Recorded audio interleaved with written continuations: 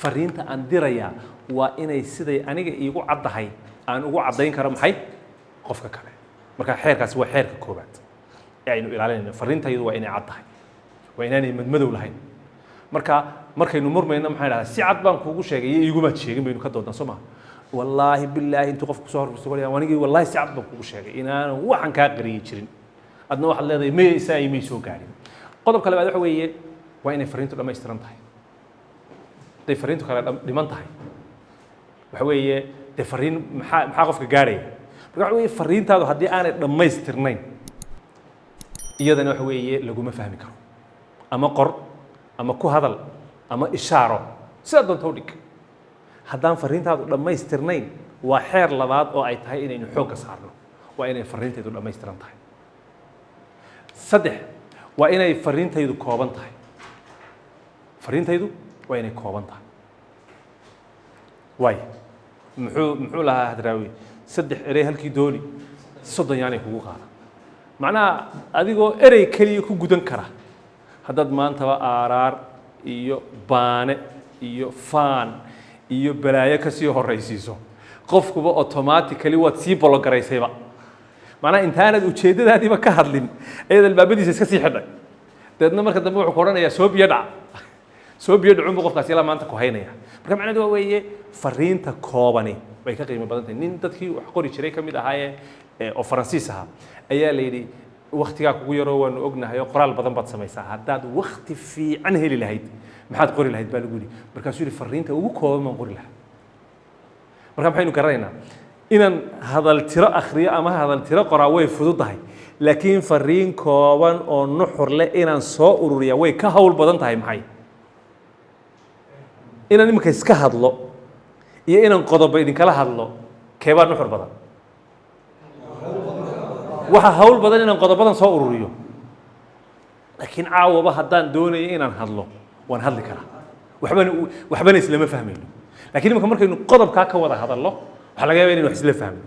marka macnaheedu weeye fariintaadu intay kooban tahay ayay macno badan tahay ayay ka faham fiican tahay ayuu xataa qofku uga dhiiran og yahay inuu akhriyo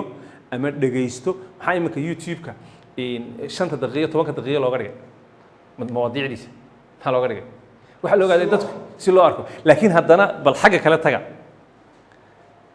waxaad diidaysay markaad mawduuc baad baadhaysay dabeedna mid saacada baad aragtay waad dhaafisay mid kale oo 5 daqiiqo baad aragtay waad dhaafisay mid kale oo 3 daqiiqo baad aragtay waad qaadatay dabeedna haddana mid kale oo 3 daqiiqo haddana mid kale oo 3 daqiiqo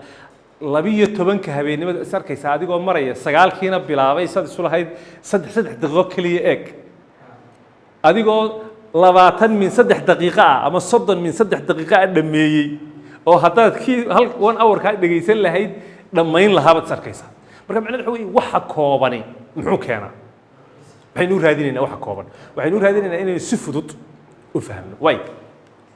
waxaan doonaynaa waxa la yidhaahdo tixgelin maxaynu tixgelinaynaa waxaynu tixgelinaynaa ciddaynu la hadlayno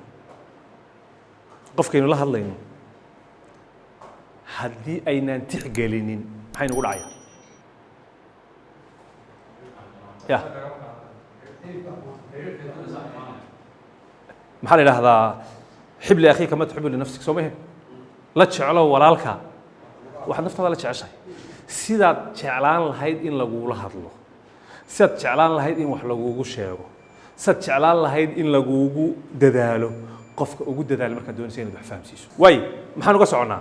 haddii aanan ka fekerin qofkan sidan doonayo inuu wax iigu sheego inaan wax ugu sheego maxaa dhacaya dee ima fahmayo laakiin markaan qofka halkiisa isdhigo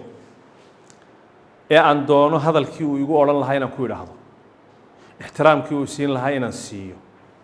maxaa la idhahdaa daryeelkii uu iga baahnaa aan siiyo dee waa isfahmaynaa ya waa isdhuligid marka macnaheedu waxa weeye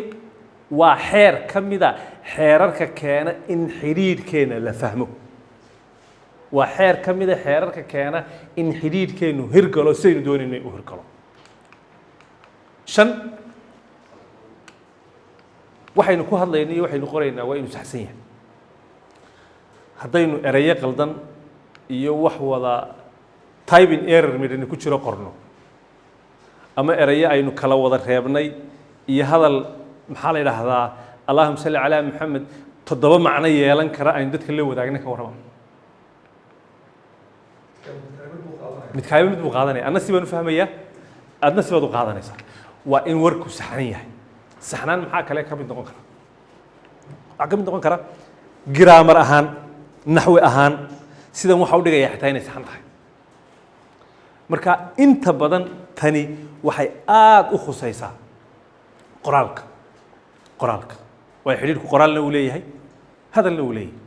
way maxaynu kale u baahanay waxaynu u baahanay xushmayn dadkaynu ciddaynu la hadlayna haddaynaan xushmaynaynba ka warrama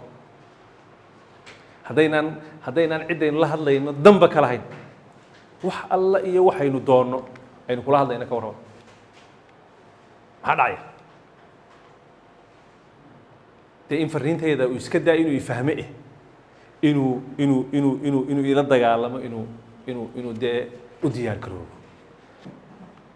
ma aragteen qof xanaaqsanoo qof kaloo hadal ku yidhi waa la leeyahay waa waxba kuma oran waa siduu noogu lahaa miyaad arkay oo deedna faraha taagtaagayo oo la hayo hadal yar baa qofkaa imuu qadarin marka xiriirkaaga haddii xushmayn la'aani ku jirto waxa weeye weliba xiriirku waynu kala saari doonaaye markuu noqdo nooca formalka la yidhaahda ama maxaa la yidhaahdaa kala yidhaahdo xiriirka rasmiga ah ee businesska iyo governmentalkaba lagu isticmaalo waa hagaag 6daa qodob waa qodobada aan isleeyahay haddaynu xiriirkeenna ku dhisno